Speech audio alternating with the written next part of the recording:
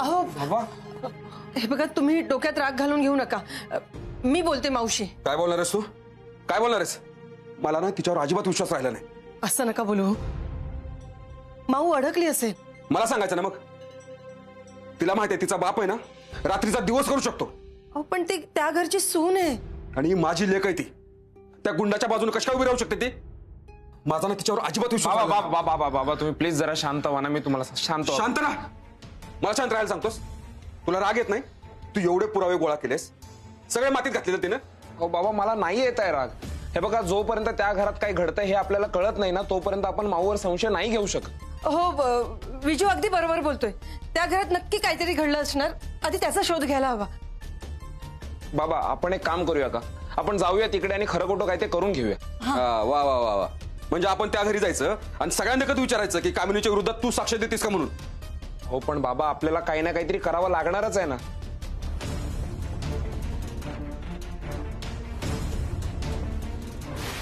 तुझ्या बाबांना सांग, एकदा पोरगी हातातून गेली तर मग नंतर पश्चाताप होईल. आत्ताच वेळ, अजूनही वेळ हातातनं गेली नाही. मला कळत नाही की माझे संस्कार कमी पडलेत का लाड जास्त झालेत ते. अहो असं नका बोलू.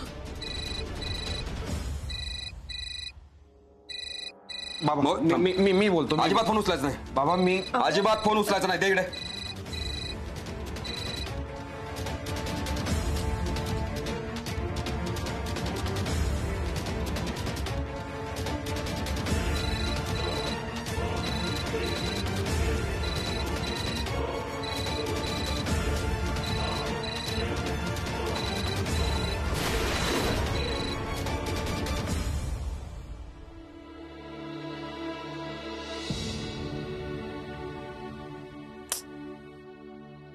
बाबा नाहीच उचलत आहेत फोन. कामात असतील कस्तुरी. मी 5-6 फोन केलेत आतापर्यंत, एकही नाही उचललाय त्यांनी. एवढं काय काम करतायत? मला माहितीये ना ते चिडलेत आणि म्हणून ते फोन उचलत नाहीयेत. कस्तुरी ते कामातही असूच शकतात ना. सौरभ, उगाच माझी समजूत घालायचा प्रयत्न नको करूस. मी ओळखते ना त्यांना. आजपर्यंत मी कधीही चुकले ना तर तू चुकलीयस हे सांगणारी पहिली व्यक्ती माझे बाबा असायचे. आणि आज ते मला सांगायलाही तयार नाहीत की तू चुकलीयस. हे बघ ते रागवलेत. त्यांचा राग शांत झाला ना की ते आपणहून फोन करतील तुला. नाही करणार. मी चांगलं ओळखते त्यांना. नाही करणार. बर मग आपण माझ्या फोनवरून ट्राय करूया का? सौरभ, मी अननोन नंबरवरून जरी फोन केला ना तरी त्यांना कळेल की त्यांची मुलगीच फोन करते. मग आई विजू यांना फोन करूया का? नाही रे, काही उपयोग नाहीये. त्यांनी एकदा ठरवलं ना की नाही बोलायचं की ते नाहीच बोलत. या घराचा उंबरठा ओलांडताना मी काही गोष्टी ठरवून आले होते की काही झालं तरी मी शेवटपर्यंत माझ्या बाबांची लाडकी लेक राहणार. आता माझा सासर वाचवता वाचवता बाबा माझा तिरस्कारच करायला लागलेत. हे मला नाही सहन होते. काय बोलतीस तू कस्तुरी? वेडी आहेस का? तुझे बाबा तुझा कधीच तिरस्कार करू शकणार नाहीत. हे बघ त्यांना राग आलाय आता. त्यांचा राग शांत झाला ना की सगळं व्यवस्थित होईल. सौरभ, त्यांनी मला समजून घ्यायला हवं होतं. कस्तुरी, फार कमी वेळा माणसाच्या आयुष्यात अशी परिस्थिती येते की त्याला संस्कार आणि कर्तव्य यांच्यामध्ये युद्ध करावं लागतं. आणि ती परिस्थिती तुझ्यावर ओढवली आहे आणि तू संस्कारांपेक्षा कर्तव्याला जास्त महत्व दिलेस म्हणूनच त्यांना राग आलाय. मान्य आहे मला, सगळं मान्य आहे. एक वेळ ह्या सगळ्यासाठी त्यांनी मला शिक्षा केली ना तर चालेल मला, पण माझ्याशी बोलणं बंद केलेलं मला नाही सहन होत. तुझा नवरा असेपर्यंत असं अजिबात होणार नाही.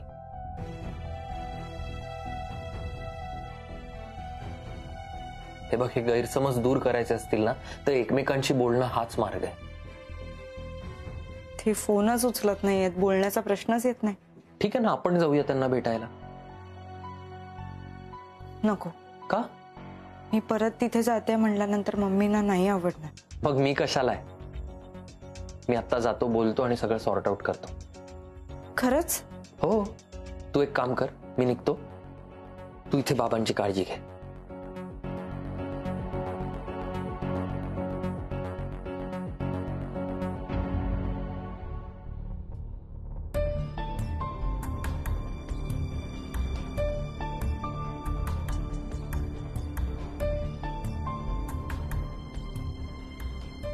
बाबा, तुम्ही काही काळजी करू नका. तुम्हाला बरं करण्यासाठी आम्ही जे पाऊल उचललंय ना ते सगळा विचार करूनच उचललंय. आणि आता काहीही झालं तरी आम्ही मागे नाही हटणार.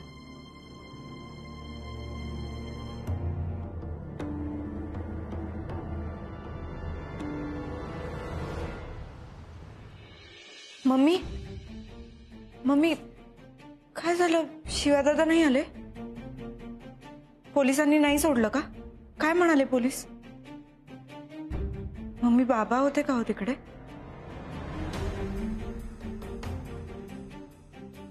तुम्ही बसा, मी पाणी आणते.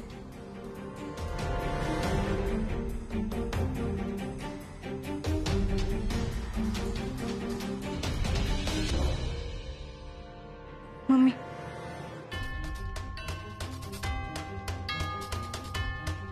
काय झालंय? तुम्ही बोला ना काहीतरी.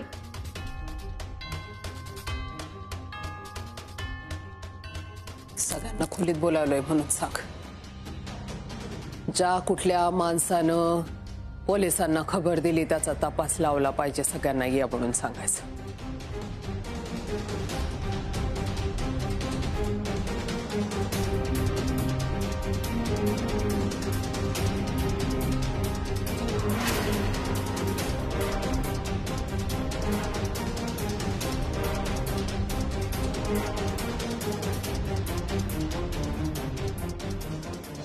प्रत्येकाला हित संधी मिळणार आहे स्वतःची बाजू मांडण्याची.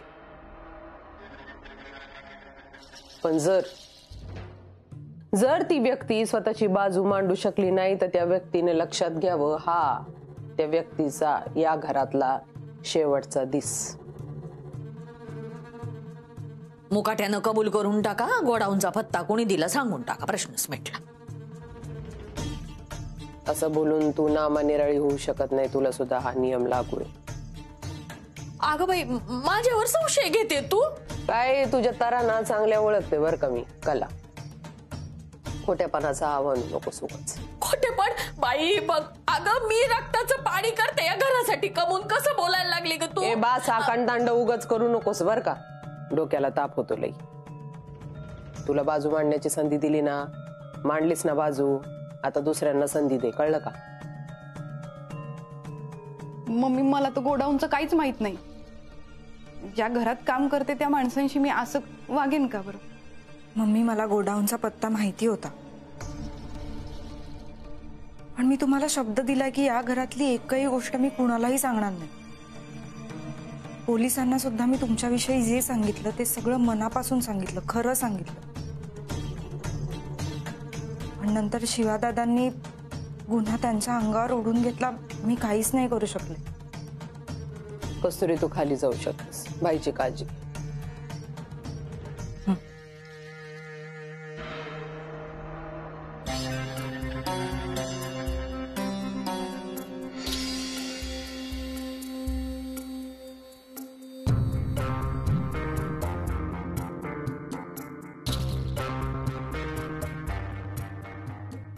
कमू का ग? ही कस्तुरी वडिलांना भेटायला तिकडे गेली आणि लगेच रेड पडली. आणि आता काय म्हणते? का मी काही केलं नाही, मी सगळं सांगितलं. म्हणजे बघ कशी नामानिराळी राहते बघ. काय शातीर दिमाग आहे बाई.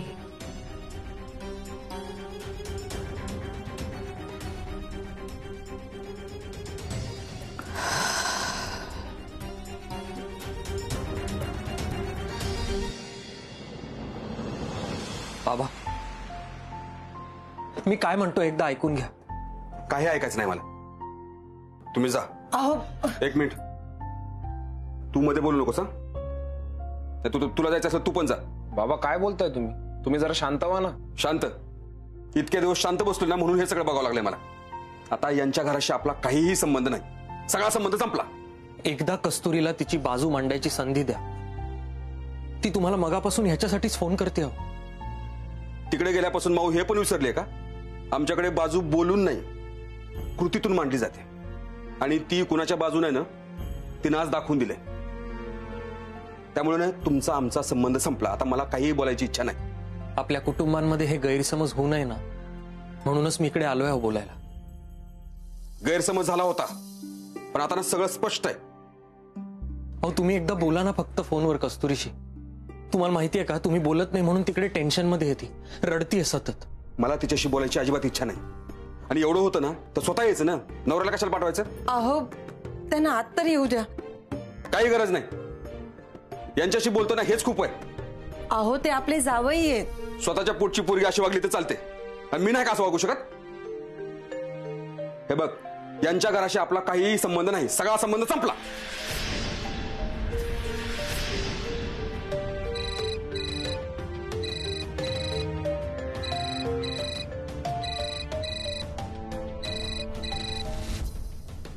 हा शिंदे बोल.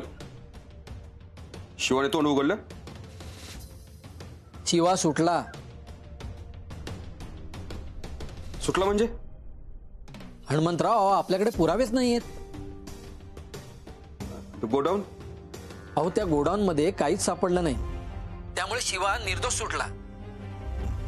आणि हनुमंतराव, अहो आपण जर उलट तक्रार केली ना तर उद्या तुमचीच नोकरी धोक्यात आहे.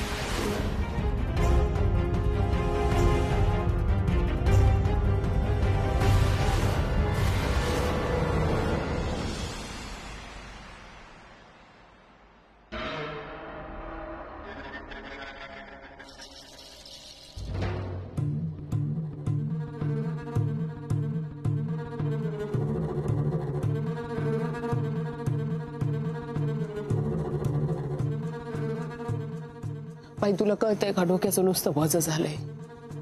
डोकं एक सांगतंय, मन एक विचार करतंय, गोंधळून गेलीये पार. कळत नाहीये काय बाई. माझी चिडचिड दिसते लोकांना, मी त्रागा करते, त्रास देते लोकांना, हे समज दिसतंय. पण माझ्या बाबतीत काय होतं हे लोकांना कळतंय का? कधी बी असं मायना हात कुणाच्या समोर करावा तर तोच माणूस मागणं घात करताय. काय करायचं? आज किती वर्षानंतर घरामध्ये एवढं चांगलं वातावरण, सगळी माणसं अशी कुठे ते पिकनिकला निघाली आहेत, पोरांना काहीतरी जमवलंय, आनंदात आहेत सगळी माणसं. आणि तेवढ्यात तो पोलीस दारात यावा. आजपर्यंत कधी कधी आलाय पोलीस दारात? कुठल्या पोलिसाची हिंमत झाली का पायरी चढायची या प्रताप साटमच्या घराची? आले ते पोलीस, शिवाला घेऊन गेले चौकशीसाठी. मी शब्द देते शिवाला, मी काय बी होऊ देणार नाही बाई, काय बी होऊ देणार नाही. पण माझं डोकं गोंधळलंय आता बाई. तुला कळतंय का, मला गरज आहे तुझी, लई गरज आहे. चक्रावून गेलाय, कळत नाही कुणावर विश्वास ठेवायचा, कुणावर विश्वास ठेवायचा नाही. मला माहितीये बाई, मला माहितीये या घरात कुणीतरी असा माणूस आहे, तो याच घरात राहून या घराच्या वाईटावर उठलाय. पर कोण येतो ते कळत नाही ना. मला माहितीये ना, पण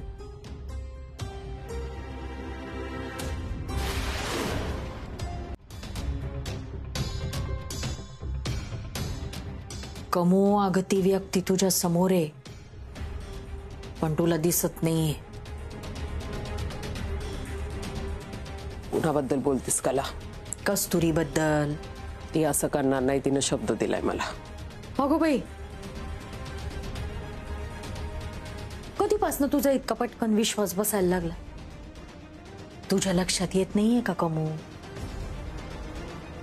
आधी तिनं तुझं मन जिंकलं, मग स्वतःच्या बापाला जाऊन खबर दिली, मग तुला वाचवून तुझ्या मनात आपलं घर निर्माण केलं. हे सगळं तर एखाद्या सिनेमातल्यासारखं किंवा एखाद्या हुशार पोलिसाने डाव रचण्यासारखं आहे बाई. कस्तुरी तेच करते बरं का, डाव रचायला सुरुवात झाली आहे तिची. एवढं असतं तर वाचवलं कशाला असतं कला तिनं मला? अगं कमू, जेव्हा एखादं झाड तोडायचं असतं ना, तेव्हा आधी त्याच्या मुळावर गाव घालतात आणि मग खोडावर. तिनं तीच सुरुवात केली आहे, मुळावर गाव घालतीये ती. तुझा धंदा तर ती बंदच करणार आहे, वर तुला जेलमध्ये पण टाकते का नाही ते बघ.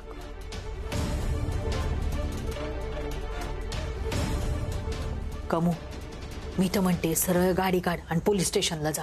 अशा वेळी पोलीस स्टेशनला जाणं योग्य नाहीये. मी अगं पण तिकडे तो हवालदार शिवाला फोड फोडत असेल त्याचं काय? कुठल्या बी माणसानी माझ्या शिवाला हात जरी लावला ना, जित्ता गाडीन मी त्याला तिथंच.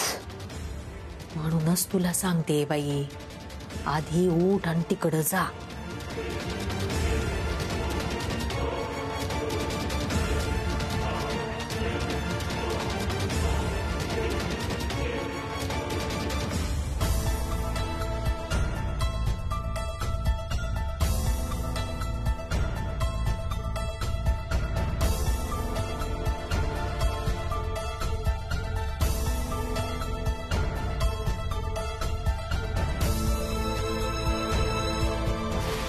घरात जो कोणी आपल्या विरुद्ध साक्ष देतोय ना, घरातली साक्ष फिरली पाहिजे, नाहीतर काहीच करू शकत नाही. कस्तुरी, तू पण तोच विचार करतेस का जो मी करतोय?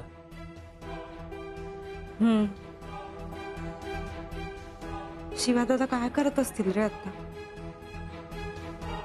त्यांना तिकडे त्रास नसेल ना होत?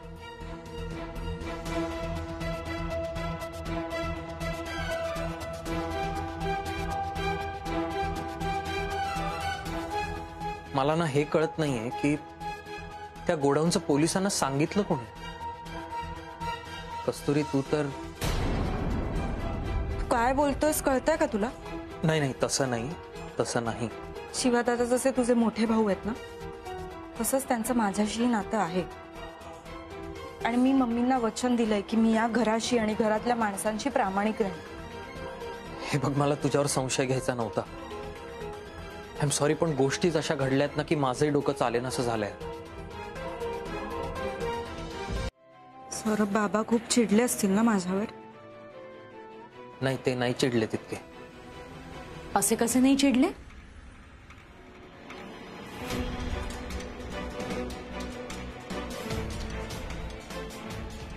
कस्तुरी, तुला वाईट वाटावं म्हणून मी हे बोलत नाहीये, पण मला आता खरं लपवायचं नाहीये.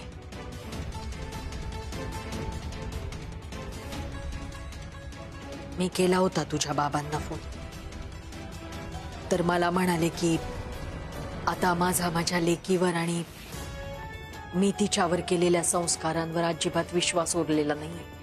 ती आता माझी कस्तुरी राहिलेली नाहीये. कस्तुरी, तू जे काही केलं ते योग्यच केले. सून म्हणून तुझं जे कर्तव्य होतं तेच कर्तव्य पार पाडले. तुझ्या बाबांची मी समजूत घाली. मी फक्त एवढंच सांगायला आले होते की या एका गोष्टीमुळे घरातलं वातावरण पुन्हा पहिल्यासारखं झालंय. जो तो आपापल्या खोलीत, प्रत्येक दरवाजा बंद, इतकं हसतं खेळतं घर, पण सगळं भकास होऊन गेलंय अगदी. म्हणून मी तुम्हाला सांगते की तुम्ही दोघं भाईच्या खोलीमध्ये जा आणि त्याच्याशी बोला. नाही, कारण कसं आहे, भाईला जर कळलं ना की वातावरण पुन्हा पूर्वीसारखं झालंय तर त्याची तब्येत खराब होऊ शकते. हे बघ, जे झालंय ते तर आपण बदलू शकत नाही, पण तुम्ही दोघं जर भाईशी बोललात, भाईला आनंदी ठेवायचा प्रयत्न केलात तर भाईची तब्येत सुधारेल आणि मग या घरची परिस्थिती बदलू शकते. म्हणून मी तुम्हाला सांगते का भाईशी बोला. आणि मला खात्री आहे का शिवाला काही होणार नाही. आत्या बरोबर बोलतेय कस्तुरी.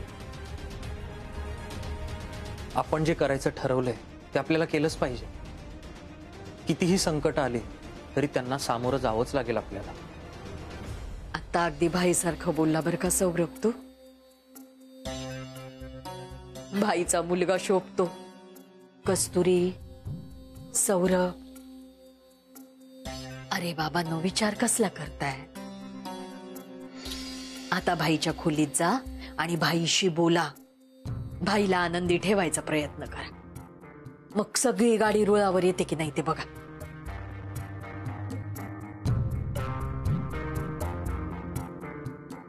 चल कस्तुरी.